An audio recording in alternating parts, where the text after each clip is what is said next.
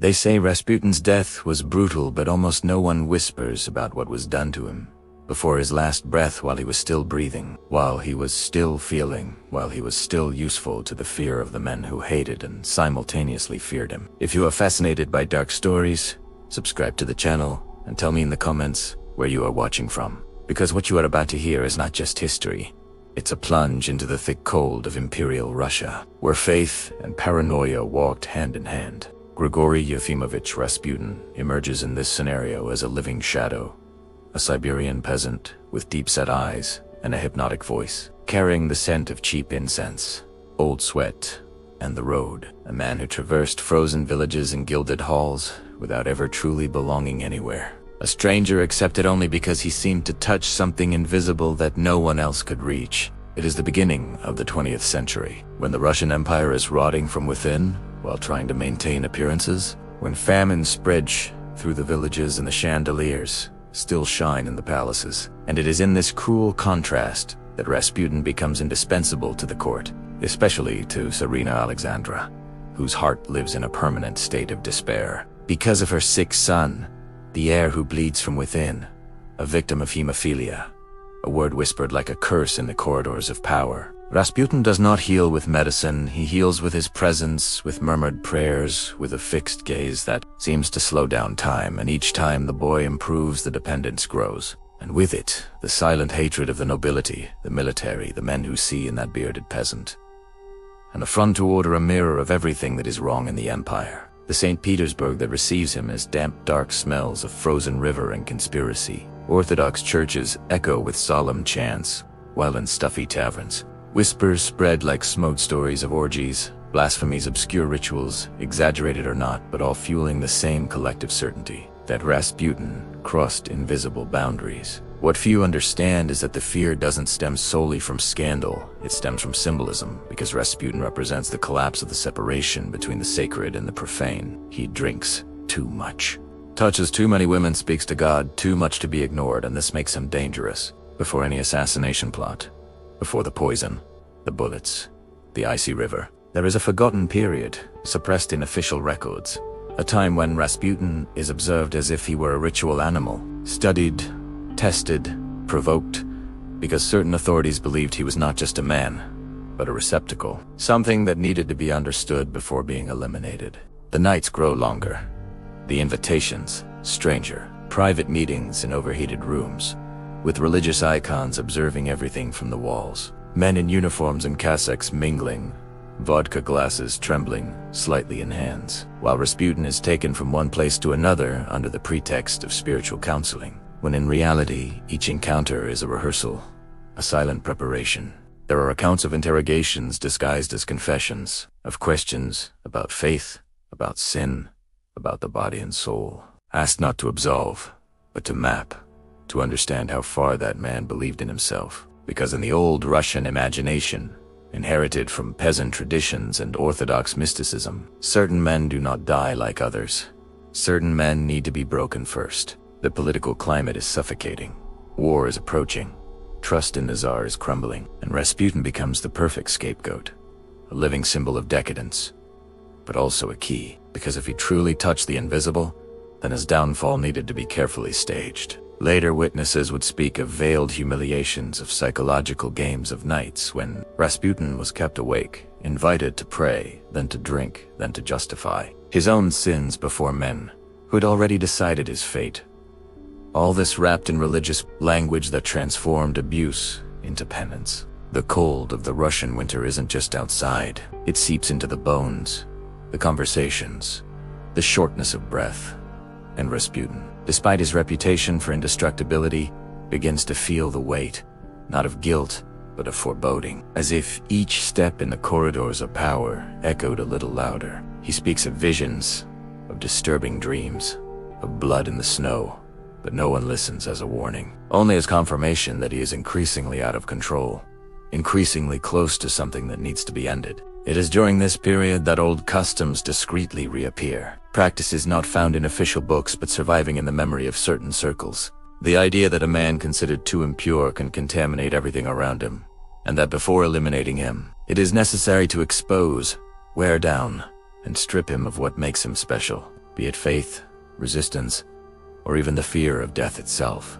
Rasputin is led to one last meeting, announced as a friendly conversation, almost a celebration, in an environment that mixes luxury and claustrophobia, heavy curtains, low lighting, the smell of wax, and rich food. But behind the smiles lies an invisible script unfolding, a carefully chosen moment. Because in the Russian culture of the time, certain acts only make sense when performed at the right time and place. He enters the room sensing that something has changed. There are no more curious questions, only glances that avoid his hands, but do not touch voices that speak too softly. And while the distant music tries to create normalcy, Rasputin realizes that he is no longer a guest. He is a central element of something that has not yet been named. The silence weighs more than the cold, and each stretched second prepares the ground for the revelation of the secret ritual, the one that should not exist, the one that would be erased, the one that begins now as he sits, accepts the drink, and crosses the invisible threshold between man and sacrifice. When the door closes behind him, the sound is too muffled to be just wood meeting wood. It sounds like a seal, a point of no return, and Rasputin feels it in his gut, even before he understands it with his mind. The air in the hall changes, becoming denser, heavy with candle smoke, sweet alcohol, and human tension, and then begins what would later be denied, distorted, reduced to inconvenient rumors. The ritual doesn't begin with violence. It begins with control, with the deliberate act of making him wait seated in low light, while men slowly circulate around some nobles. Others officials, others figures who don't introduce themselves, faces too common to be remembered. Because rituals of this kind don't need names. They only need functions. The drink is offered to him as a gesture of hospitality. Dark wine mixed with something metallic at the bottom. And Rasputin drinks because he always drank, because alcohol has always been part of his personal liturgy. But this time, the taste remains strange on his tongue, a slight numbness that spreads, while questions begin to arise, not as direct interrogation, but as spiritual provocations. They ask him to speak of God, of sin, of redemption, and each answer is observed as a physical reaction, as if his body were as important as his words. There are discrete symbols in the environment, orthodox icons deliberately displaced, candles positioned in specific numbers, 3, 7, 12, numbers that carry ancient weight, and Rasputin realizes that this is not improvisation. It is a staging built on layers of popular belief and institutional fear. They ask him to pray, not for them, but for himself. And when he begins to murmur familiar words, he feels hands touching his shoulders, not violently, but with ritualistic firmness, as if marking his position in space, delimiting the role he now occupies. Time drags on, the drink is reinforced. The body begins to react. Excessive heat. Cold sweat running down his back. And yet Rasputin continues talking, because talking has always been his weapon, his defense, his form of domination. But something has been lost. Words no longer provoke fear in others, only technical curiosity, as if they were dismantling a mechanism. At a certain point, they lead him to another room, smaller, without windows, where the floor is cold and the silence almost absolute. There, they remove his heavy coat, his boots, physically reducing him, bringing him closer to the state of a because in the mentality behind that act, a man needs to be stripped of symbols before being tested. There are witnesses who would later speak of readings of religious texts mixed with excerpts from ancient laws, as if they wanted to justify each step.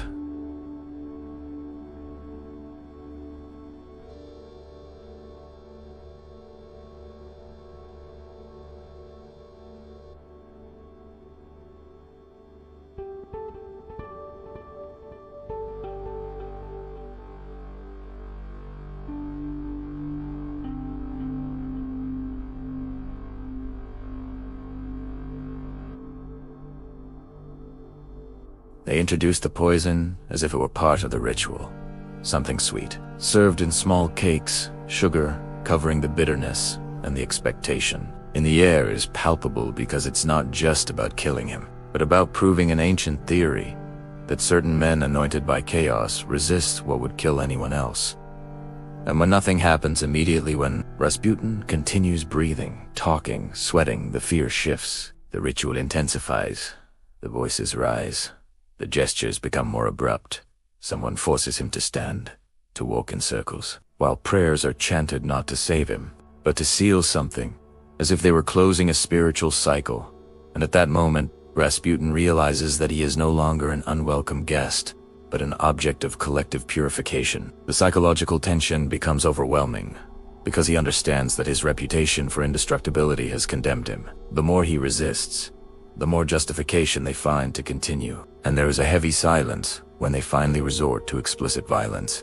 Not as an explosion of hatred, but as a planned, calculated step. One bullet, then another. Each shot, not only to kill, but to confirm that the body obeys common laws. Even wounded, even fallen, there are still procedures. They tie him up, drag him, wrap him in thick cloth. Because the ritual doesn't end with spilled blood. It ends with symbolic removal, with proper disposal, and the cold of the Russian night envelops everything as they take him outside, the icy air burning their lungs. The distant sound of the city oblivious to what is happening. Historically, these acts are part of an unofficial tradition of ritualized elimination of figures considered too dangerous for simple execution. A remnant of ancient beliefs where the body needed to undergo multiple stages to ensure that nothing would return, nothing would haunt, nothing would continue to influence. When they finally throw him into the frozen river, it's not just to hide the crime, it's to complete the symbolic cycle. Water as final purification, Iseas Asil, and there the ritual ends. Not with relief, but with a heavy silence, because even after everything, the unsettling feeling remains that something escaped. That Rasputin the man may have died, but the fear he represented has only changed form. Those who participated emerged transformed, not purified, but marked. Because they witnessed the collapse of their own certainties, they saw that neither rituals, nor laws, nor absolute violence offer real control over human chaos. And Rasputin, even in silence, even submerged, left an invisible scar on them, a memory that time tried to erase, but which still pulsates beneath the official versions of history. What followed was not silence, but a prolonged echo that seeped into the corridors of power, into individual Kunchises, and into Russian history itself. Because eliminating Rasputin did not end the fear, it only redistributed it. The men who participated in that ritual went out into the cold night, believing they had restored order, but they carried on their shoulders something heavier than guilt.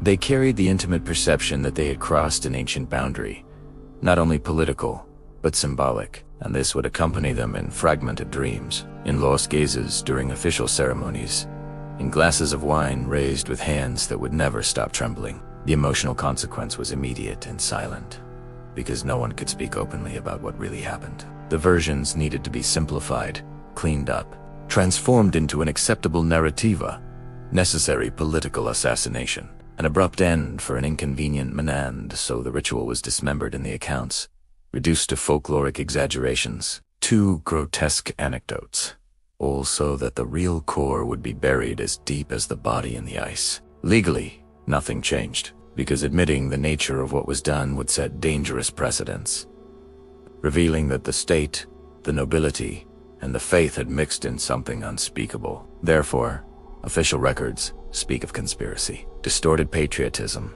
an isolated act, while the most disturbing details were treated as eyewitness delusions or enemy propaganda. Socially, however, the impact was corrosive, because Rasputin became a myth the moment he died, and myths do not obey censorship. In the villages, in the trenches of the war, it would soon consume the empire.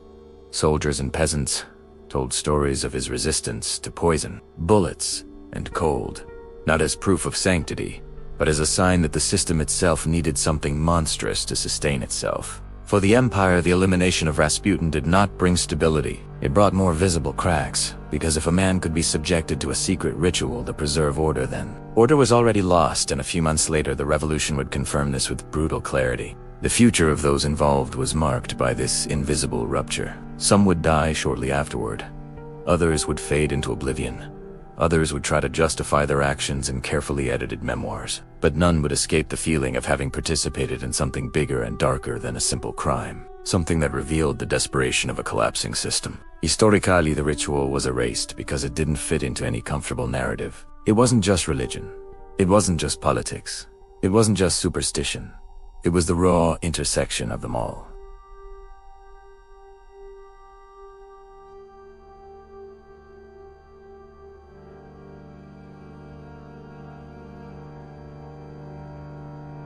Rasputin, in turn, was transformed into a caricature, sometimes a saint, sometimes a demon, sometimes a charlatan, because extreme figures are easier to deal with than complex men, and so his humanity was diluted. His death simplified, his suffering fragmented into sensationalist scenes, while the slow and calculated process that preceded it remained in the shadows.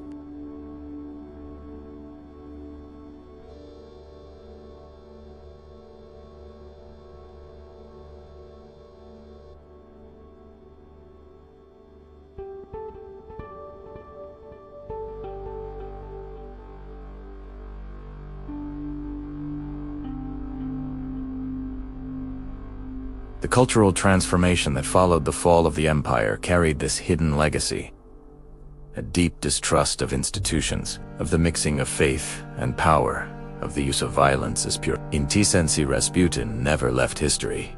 He merely changed his function, becoming a silent warning about what happens when fear governs decisions. Looking back, one realizes that the ritual was not just about eliminating a man. It was about trying to contain the chaos with methods that belonged to a world that was already dying and therefore failed, because no symbol is strong enough to save a system that has lost its legitimacy. The final phrase that echoes, even after everything, is simple and unsettling. Rasputin died in the ice, but what they did to him before his death lives on. Because whenever power chooses ritual over truth, someone pays the price in silence. After the ice closed over the body and the river continued its indifferent course, something remained suspended in the Russian air, like a whisper that refuses to die. Because stories like this don't end when the heart stops. They merely change location. In the following days, there are reports of strange behavior among those who were present. Men accustomed to commanding and obeying, waking in the middle of the night with the feeling of being watched, smelling incense in empty rooms, hearing footsteps where there was only silence. And although no one dared to speak openly, the unease spread like a slow disease. Some sought priests, others doctors, others drowned themselves in drink, trying to erase the recurring image of eyes wide open, of a body that seemed to resist even its own annihilation. And in this collective effort to forget, they ended up creating something new. A silent pact, a final extension of the ritual that was not in the initial plans. This pact did not involve candles or prayers, but silence, repetition of simplified versions, nervous laughter when the name Rasputin came up in casual conversations. Because laughter is also a form of exorcism. Documents began to disappear. Letters were burned. Personal diaries had pages torn out, not by direct order, but out of shared fear. An implicit understanding that certain things should not survive the test of time. And so the official history was shaped not only by what was written, but mainly by what was decided not to write. However, deep within the country, far from palaces and academies, memory followed another path. Peasants spoke of Rasputin as someone who had seen too much, who had crossed invisible boundaries between the common man and distorted sacred, and in these oral narratives, new details emerged, invented or not, about secret tests, about ritualized humiliations, about the desperate attempt by the powerful to prove that he bled like anyone else. These stories did not seek precision. They sought meaning. Because for those who lived on the margins of power, Rasputin had become a symbol of how even the most influential can be destroyed when they cease to serve. And this generated an uncomfortable mixture of fear and consolation. Over the years, researchers would try to reorganize the facts, separate myth from reality, but they would always run into the same obstacle: convenient gaps, repeated contradictions, witnesses who changed their versions or simply disappeared. This lack of clarity further fueled the suspicion that there was something beyond the assassination, something that didn't fit into the traditional molds of political history. In forgotten archives, marginal notes emerged, vague references to previous procedures, 2 spiritual evaluations, 2 unrecorded meetings, nothing conclusive, but enough to suggest that Rasputin's death was merely the final act of a much longer and more uncomfortable play. Psychologically, the legacy was profound, because the secret ritual revealed an uncomfortable truth about the workings of power: that when formal structures fail, societies resort to archaic practices disguised as necessity. And this doesn't disappear with modernization.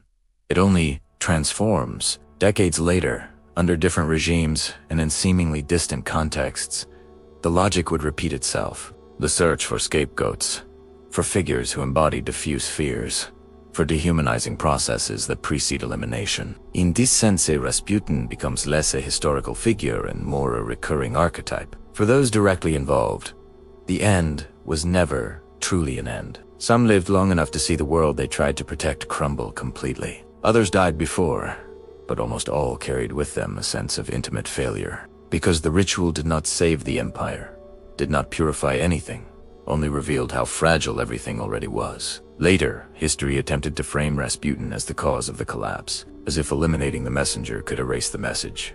But time has shown that he was merely an amplified symptom, an uncomfortable mirror reflecting the moral, political, and spiritual decay of an elite disconnected from the reality they governed. Inventing simpler versions was a form of collective self-preservation, because confronting the complexity of that episode would require admitting that the line between civilization and barbarism is much thinner than people like to believe. Even today, when revisiting this story, there is a persistent discomfort, a feeling that something essential escapes, that the cold records cannot convey the emotional weight, the suffocating atmosphere, the combination of fear, arrogance, and superstition that culminated in that undeclared ritual. And perhaps that is precisely where the true end of this narrative lies, not in a clear conclusion, but in the persistence of the question: how far is a society capable of going when it feels it is losing control? How many limits are crossed before violence becomes acceptable? How many invisible rituals continue to take place under more palatable names? Rasputin, as a man, disappeared into the ice.